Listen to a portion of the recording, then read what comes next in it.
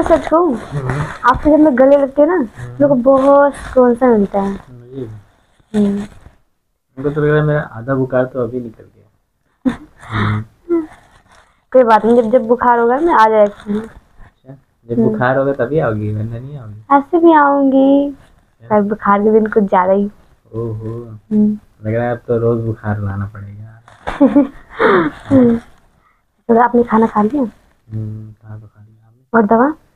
दवा तो आप दोगी ना अभी, इसीलिए तो बुलाया है। मैंने दवा तो दे तो दिया। और भी दोगी?